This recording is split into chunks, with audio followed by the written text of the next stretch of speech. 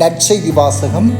புனித மத்தேயு எழுதிய தூய நற்செய்தி, அதிகாரம் 15, இறைவார்த்தைகள் 21 தொடக்கம் 28. அக்காலத்தில் இயேசு தீர், சீதோன் ஆகிய பகுதிகளை நோக்கிச் சென்றார்.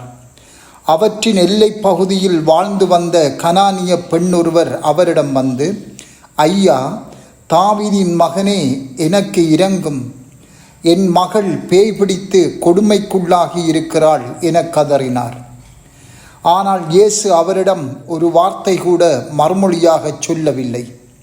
சீடர்கள் அவரை அணுகி, நமக்கு பின்னால் கத்திக்கொண்டு வருகிறாரே, இவரை அனுப்பிவிடும் என வேண்டினர். அவரோ மறுமொழியாக, இஸ்ரவேல் குலத்தாருள் காணாமற் போன ஆடுகளாய் இருப்போரிடமே நான் அனுப்பப்பட்டேன் என்றார். ஆனால் அப்பெண் அவர் முன் வந்து பணிந்து, ஐயா, எனக்கு உதவியரிடம் என்றார்.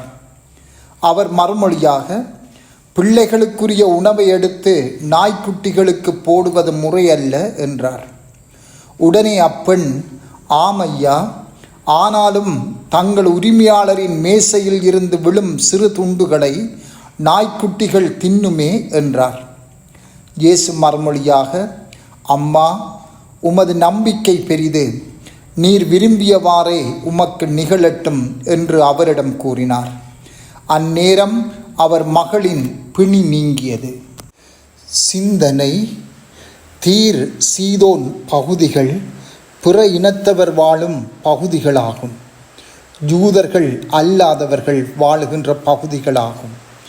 இன்னும் சொல்லப்போனால், ஆதாம் ஏவாளின் மூத்த மகனாகிய காயினின் வழிமரபினர் அங்கு வாழ்வதாக சொல்லப்படுகின்றது.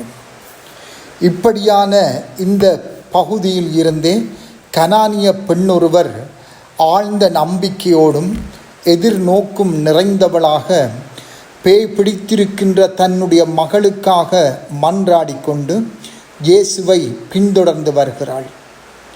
ஆனால் இயேசு மௌனம் காக்கின்றார்.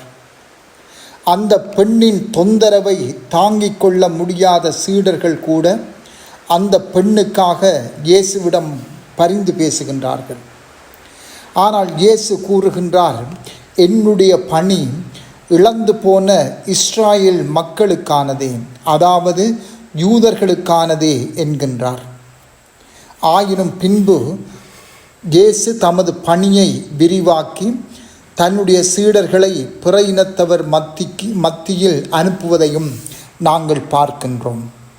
இது ஒரு புறம் இருக்க, இயேசுவை தேடி வந்த பெண் மட்டில் இயேசு காட்டிய மௌனம் அல்லது அவர் பேசிய வார்த்தைகள் அந்த பெண்ணை காயப்படுத்துவதற்கானதாகவோ அல்லது அந்த பெண்ணை திருப்பி அனுப்புவதற்கானதாகவோ அமையவில்லை. மாறாக அவளிடம் நிறைந்து விளங்கிய நம்பிக்கையை வெளிக்கொணர்வதற்காகவே இயேசு இவ்வாறு செயலாற்றினார். அந்த பெண் கொண்டிருந்த ஆழ்ந்த நம்பிக்கை யூதர்களிடமோ ஏன் எங்களிடமோ பொதுவாக இல்லை என்பதே கசப்பான உண்மையாகும். நாமும் பல தடவைகளில் ஆண்டவரிடம் வருகின்றோம். எங்களுடைய மன்றாட்டுக்களும் உடனடியாக எப்போதும் கேட்கப்படுவதில்லை. அந்நேரங்களில் ஆண்டவர் காக்கின்ற மௌனம் நல்லதுக்கானதே. ஆண்டவர் ஒருபோதும் தன்னிடம் வருகின்றவர்களை உதறிவிடுவதில்லை. மாறாக தம்மிடம் வருகின்றவர்களை மேலும் மேலும் தமக்கு அண்மையில் ஈர்த்து கொள்வதற்காகவே அவர் மௌனம் காக்கின்றார். அவருடைய மௌனம் என்பது எங்களுக்கு எதிரானதொன்றல்ல, மாறாக எங்களை தூய்மைப்படுத்துகின்ற, எங்களுடைய நம்பிக்கையை ஆழப்படுத்துகின்ற ஒரு செயலே ஆண்டவருடைய மௌனமாகும். இன்றைய கதையிலே வருகின்ற பெண்ணின் மட்டில் இயேசு காட்டிய அமைதியும் அவர் பேசிய கடின வார்த்தைகளுமே அவள் கொண்டிருந்த ஆழமான நம்பிக்கையை வெளிக்கொணர்ந்தது. இதனால் அவள் இன்று எமக்கு நம்பிக்கையின் ஒரு மாதிரியாக இருக்கின்றாள்.